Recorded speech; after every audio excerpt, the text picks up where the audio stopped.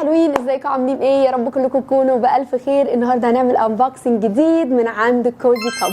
انا ببقى اكسايتد للشحنات اللي بتيجي لديالا اكتر بكتير من الشحنات اللي بقت بتجيلي، لاني حاسه ان انا بتيست كده حاجه جديده. ودي كل ما بتكبر الاوبشن عند كوزي كاب بيحلو، عارفين سقف الحلاوه بيزيد حبه في حبه. لبس البنات كلنا بنحبه وكلنا بنحب شكله قد ايه كيوت وتفاصيله حلوه. انا المره اللي فاتت جبت من عند كوزي كاب لبس للبيت لديدي، كان كميه لبس بيت مش طبيعيه، بس عشان هي ما كانش عندها لبس بيت خالص.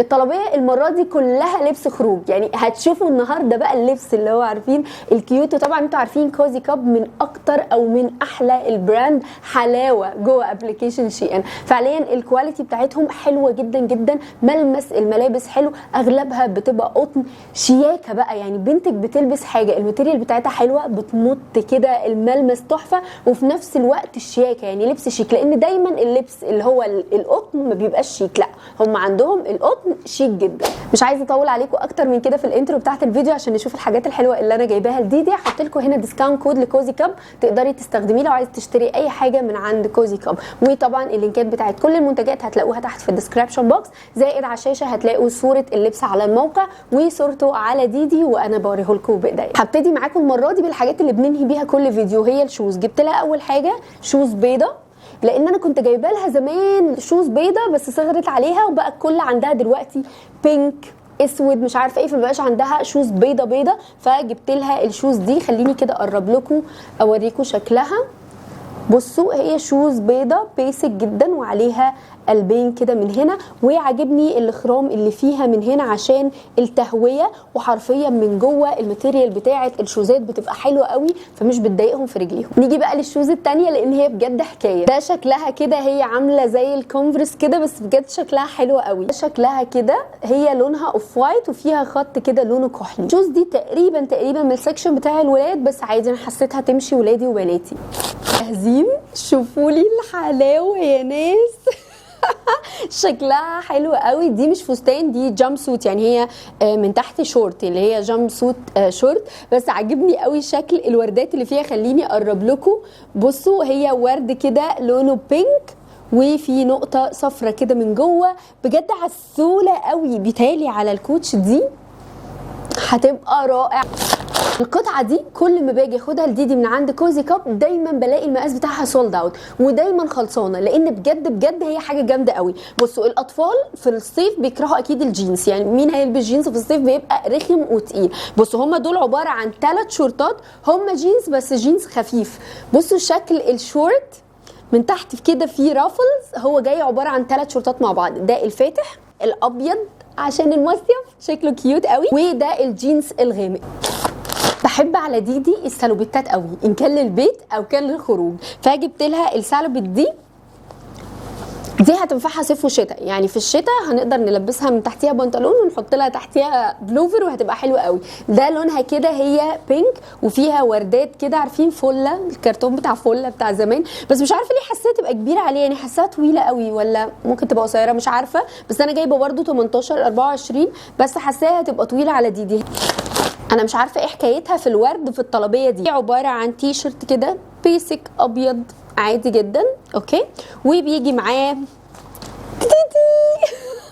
حلوه. بصوا والله العظيم بتبقى قمر في الحاجات الصغيره دي. ده عباره عن فستان، بس ده فستان مش جامب سوت، فستان وليه جيب صغنون من هنا، وده شكله كده. الحاجات دي بتبقى على الكوتش تجنن، يعني بجد شكلها حلو قوي. والوردات لونها اصفر في ابيض في بينك، بجد شكله حلو قوي. كان لازم ديدي يكون عندها بنطلونات كفايه، فجبت لها البنطلونين دول برضو من عند كوزي كاب. اللي يشوفهم من بره يقول جينز بس هم قماش، يعني بصوا شكلهم وبصوا بيمطوا ازاي.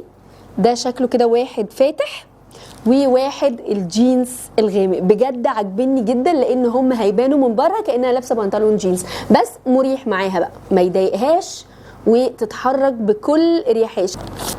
سامحوني بقى، جبت حاجه او حاجتين للبيت بس عشان انا كنت محتاجه الحاجتين دول قوي. دي لما بتلبس كات او حاجه كده بيبقى الفانلات اللي بتلبسها من تحت الهدوم اللي هي القطن بتبقى الحماله بتاعتها عريضه فبتبقى باينه من تحتيها وشكلها مش حلو، فكنت عايزه اجيب لها حاجه حمالات، فجبت لها الثلاثه دول هما طقم مع بعض. بصوا اللي هي الحاجات اللي زي كده دي بتبقى حماله فما تبانش من الفستان اللي هي تلبسه. بجد شكلها حلو قوي والملمس بتاعها بارد كده، هتنفعها قوي في الصيف. بس انا مش عارفه انا حاسه مقاسها صغير ليه مع انها 18 24، بس حاساها صغيره قوي. ايه ده صغيره قوي. ده شكلها كده وفيها كباسين من تحت، واحلى حاجه عندهم ان الكباسين بلاستيك مش حديد عشان ما تصديش.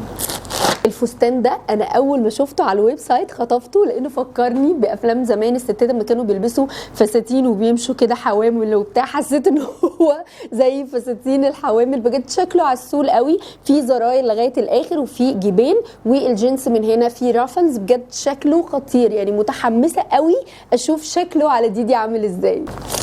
السات دي هي عباره عن شورت كده، تمام، شورت واسع كده، الحاجات بتاعت الصيف دي، وعليه من هنا دي بلوزه كده، وفيها من هنا فيونكه كيوت. بصوا والرقبه اللي بتبقى نازله دايره دي بتبقى قمر عليها.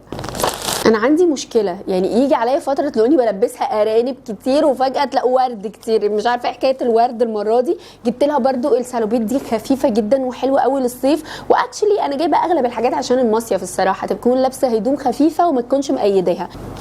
الحمد لله طلعنا بره الورد وجبنا قلوب.